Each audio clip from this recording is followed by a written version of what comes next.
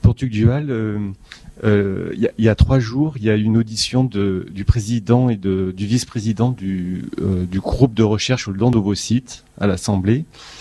Et ils ont parlé alors évidemment, il y a une pénurie de ces cellules. Et ils ont parlé du fait que certains couples viennent accompagnés d'une donneuse, donc il n'y a pas d'anonymat, et que cette donneuse, la moitié de son lot ovocytaire ira à ce couple, donc avec rupture de l'anonymat, et l'autre moitié ira pour des couples, cette fois-ci, donc qui sont sur une liste d'attente. Donc finalement, ce que vous disiez, que tout a commencé dans la transgression, et qu'on a un peu une régulation à l'heure actuelle, est-ce que tu penses pas qu'il y a c'est une régulation de façade par certains côtés? Oui, je suis d'accord avec ça. Je pense qu'il y a des choses qui ont été régulées, et dans certains domaines, heureusement, par rapport à des pratiques tout à fait sauvages, même si je ne suis absolument pas satisfait de la régulation, mais il y a aussi d'autres pratiques, c'est-à-dire assez naturelles finalement dans la psychologie de ces développements qui sont un peu abyssaux, qu'on continue à transgresser, puis qu'ensuite on demande à la loi d'avaliser, etc. Donc effectivement, c'est cette dynamique qui est lancée. Pour compléter un petit peu, il y a d'autres domaines où c'est la même chose. Par exemple, pour la création d'embryons pour la recherche, c'est interdit.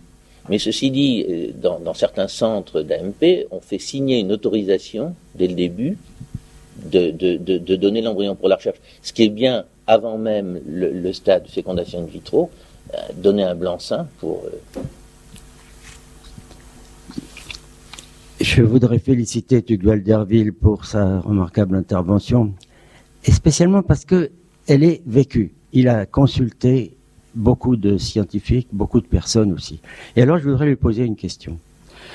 Qu'en est-il des FIV réussies? Parce qu'on nous parle évidemment de tous les inconvénients de tout cela, et on a raison. Et qu'en est-il des FIV réussies? Est-ce que les réussites sont vraiment des réussites?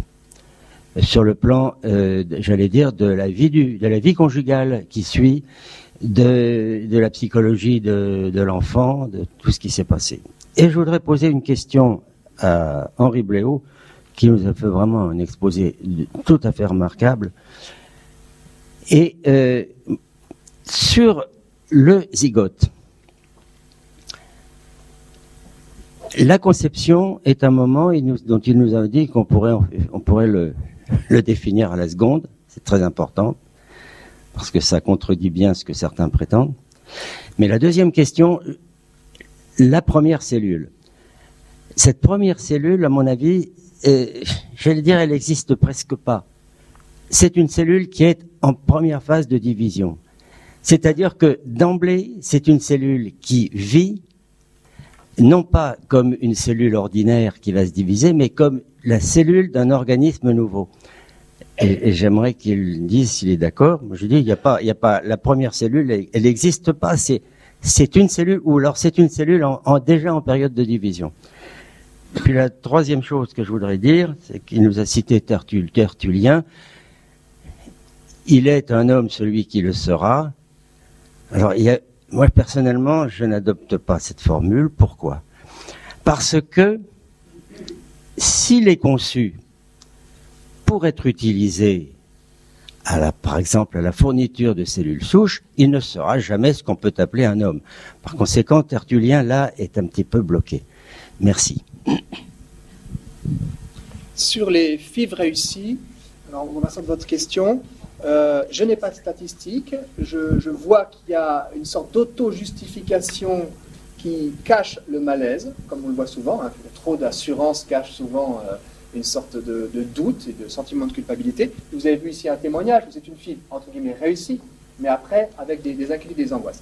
Mais je voudrais quand même dire une petite chose. Au fond, quand bien même elle serait réussie au sens où c'est vrai, et nous, les témoignages qu'on a avec, j'ai oublié de citer le travail de Caroline Roux, qui avec moi, a contribué à retrouver ces chiffres, notamment des embryons détruits, et puis aussi à écouter beaucoup ces personnes, eh bien, le plus souvent, dès que l'enfant est là, la galère est oubliée. Je pense qu'on en a l'expérience nous-mêmes, heureusement d'ailleurs qu'on ne porte pas, l'amoncellement des souffrances qu'on a déjà eues dans toutes sortes de domaines, et qu'à un moment donné, quand les choses vont de l'avant, on oublie. Donc il y a une capacité d'oublier, de refouler même peut-être tout ce qui s'est passé, et d'être tout à la joie d'une naissance. Dans certains cas, les choses reviennent, comme on l'a vu, mais dans d'autres cas, pas du tout. Mais ça ne veut pas dire pour autant qu'il ne faille pas creuser. Et je donnerai un petit écart spirituel, si vous me permettez, c'est que dans la généalogie de Jésus par Joseph, on a l'affaire de Tamar, qui est citée explicitement, on a un inceste, on a etc., un crime, etc. Ça n'empêche pas Joseph d'être parfaitement épanoui et d'avoir été tout à fait résilient par rapport à cette généalogie, mais on pointe quand même qu'il était injuste et indigne de concevoir ainsi. Autrement dit, et en discutant moi avec Arthur, qui est né de fécondation in vitro avec donneur anonyme, je lui ai dit d'ailleurs, tu peux parfaitement contester ton mode de fécondation, pas seulement l'anonymat, tu as le droit, ça ne te remet pas en cause ton existence. Et vous comprenez bien que là est tout l'enjeu pour nous. Je ne remets pas en cause l'existence de 200 000 enfants nés de filles, et pourtant, j'ose affirmer qu'il était indigne de les concevoir ainsi. Mais je ne vais pas chercher, je dirais, une recette automatique, comme parfois on l'entend nous sur l'avortement, est-ce que toutes les femmes qui ont avorté sont dépressives, etc. Non, certaines, d'autres non, certaines vont bien, et d'autres, à partir même d'événements extraordinairement douloureux, développent une capacité d'amour, de résilience et une magnifique fécondité qui n'est pas entravée, qui peut-être même s'appuie parfois sur ce qu'elles ont pu endurer d'injuste. Voilà.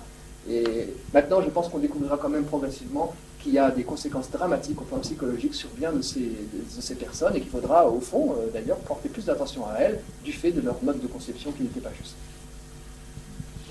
Alors, pour répondre à ta question sur les cellules, la première cellule, le zygote, en effet, c'est une cellule qui est très particulière puisque d'emblée, ça part pour être de cellules. C'est-à-dire, c'est une cellule qui d'emblée est en division, même si cette première division va être assez lente à s'organiser, puisqu'elle va survenir au bout de 24 heures.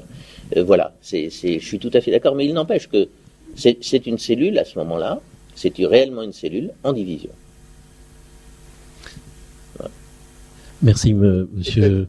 Peut-être juste, si vous permettez, un mot sur Tertullien. Je n'ai pas le latin en tête, mais on traduit habituellement, il est déjà un homme, celui qui deviendra un homme. Je crois que l'idée, c'est vraiment, peut-être qu'on reviendra dessus sur les questions juridiques, mais qu'il ne s'agit pas de définir ce qu'est l'embryon, mais d'accueillir ce qu'est l'embryon. C'est-à-dire, quel que soit son avenir, il est déjà un homme. Il y a alors on reviendra...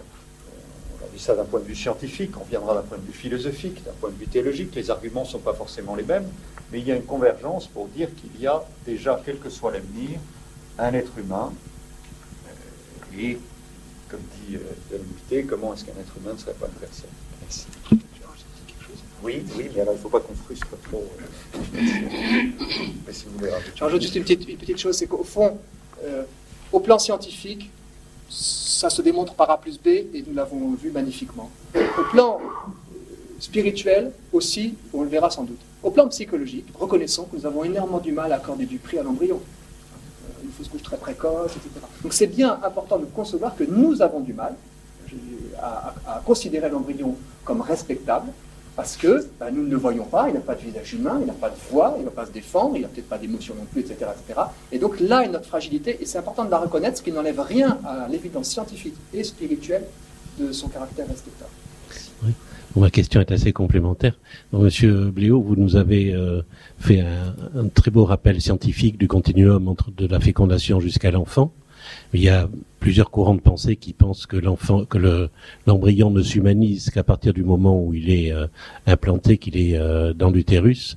Et quid scientifiquement du passage de l'embryon in vitro vers l'in vivo, puisque in vitro il s'arrête quand même assez vite. In vitro il s'arrête à 3 jours, oui. Je pense que c'est une distinction qui est intellectuelle. Nous avons tous des étapes. La première grande étape que nous avons eue, c'est la naissance. Nous avons eu la puberté, etc. Et nous avons tous des étapes importantes, clés dans notre vie. Et un enfant, 5 minutes avant la naissance et 5 minutes après la naissance, il n'a pas de différence fondamentale, excepté qu'il va pas franchir une étape extraordinairement importante pour lui et pour sa mère.